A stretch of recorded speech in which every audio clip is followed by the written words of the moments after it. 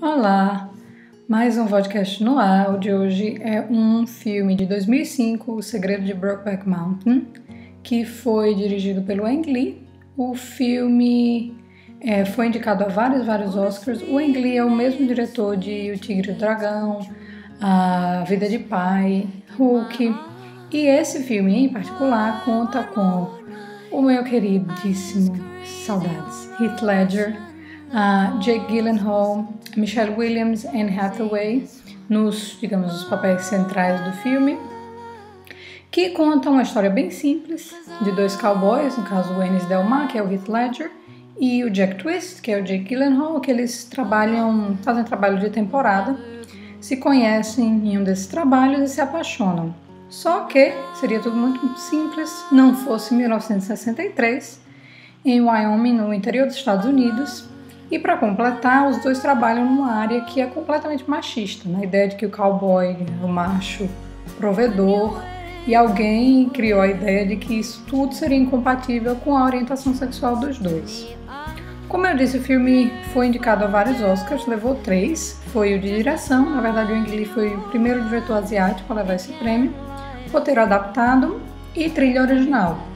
Foi indicado a mais 5, ator principal, que o Heath Ledger perdeu, apesar de estar muito bem no filme, ele perdeu para um outro mestre que também sinto saudade, que é o Philip Seymour Hoffman, em Capote, que vai ter podcast logo mais aqui no canal também. A atriz coadjuvante, a Michelle Williams, perdeu para Rachel Weisz em O Jardineiro Fiel. Fotografia, ele acabou de perder para Memórias de uma Geisha. Filme, um dos maiores crimes da academia, que foi para aquela coisa horrorosa, Crash, que a gente nem vai falar disso, e ator coadjuvante, e também o Jake Gyllenhaal perdeu para George Clooney em Siriano. Mas voltando ao Brokeback Mountain, de fundo a gente está ouvindo um pouco da trilha, com um pouco mistura de country music, folk music, tem muito violão, muito dedilhado, violino, rabeca para dar grandeza também. E essa música linda, que é o tema central dos dois, A Love That Will Never Grow Old, bem verdade, quando a gente conhece a história do filme. A temática do filme, como eu já falei, ela anuncia bastante o que é que a gente pode esperar encontrar nele. A fotografia é muito bonita, ela é repleta, tem muitos ângulos abertos, muita paisagem, muitas cenas que a fotografia, na verdade, vai ser o elemento principal. São poucos diálogos em muitas dessas cenas.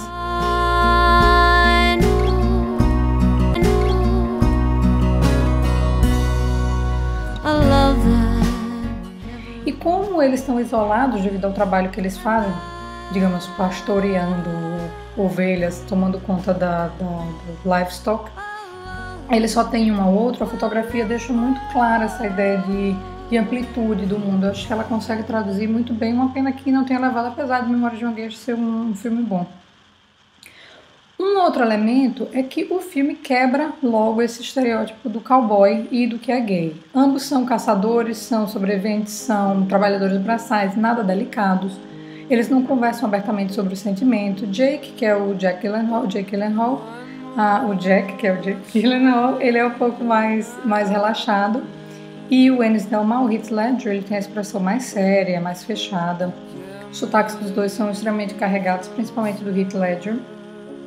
E eu queria dar logo o destaque à primeira cena de sexo entre eles, que ela é muito direta, então acho que ela quebra também um pouco da expectativa do filme. Ela é muito direta, objetiva, carnal, esse misto de surpresa, desejo, rejeição a si mesmo. E como ela acontece nesse meio do nada, acho que quebra muito bem o ritmo do que estava acontecendo no filme até então.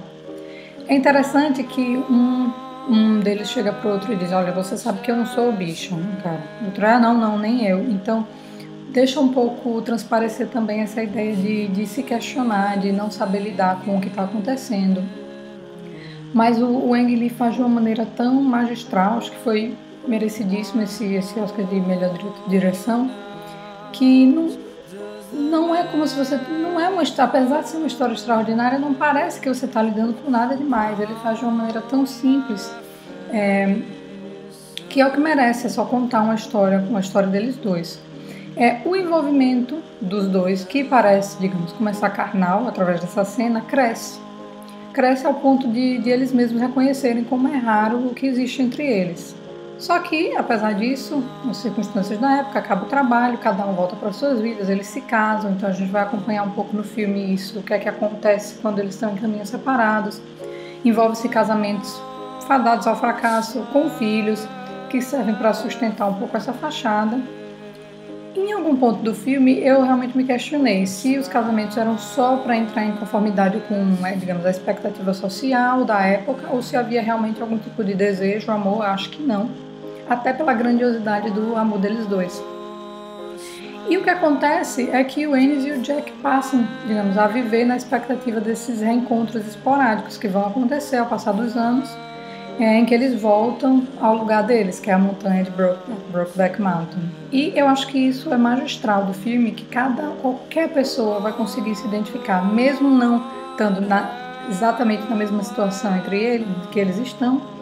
É a ideia de que existe algum lugar seu individual, o seu Brokeback Mountain, que é o lugar em que você pode ser completamente livre, ser quem você é, sem ter que se controlar, sem ter que se medir. E eu acho que não tem como não se identificar com isso. Eu acho que é brilhante essa ideia que o filme traz. A gente vai ver que o Jack ainda sonha com uma vida comum, uma vida juntos, mas Ennis é sempre mais, digamos, realista. É ele que traz os dois para a realidade, dizendo, olha, esse comportamento nosso nunca vai ser a normalidade, não aqui onde a gente está, e a vida não permite que a gente viva isso. Esse mundo é um mundo cruel e não é a gente que vai lutar contra esse sistema. Então sempre fica aquele elemento do não vivido, apesar de dar a entender que eles se encontram 2 a 3 vezes no ano, por décadas e décadas a fio, fica sempre aquele gosto do que poderia ter sido. Outra cena que eu queria dar destaque é uma cena que se passa anos depois do divórcio do personagem do Heath Ledger com a Michelle Williams, quando finalmente, depois de tantos anos, ela consegue despejar tudo que ela viveu, tudo que ela viu. Demorou a criar coragem, né, minha filha? Mas falou que, cheio de raiva, cheio de rancor, que sempre soube que ele estava envolvido com outra pessoa e que ele devia ter tido a coragem e que agora que ela vai despejar tudo isso na cara dele. Então, uma cena que não houve quando do fim do casamento deles, ela guardou para todos esses anos depois.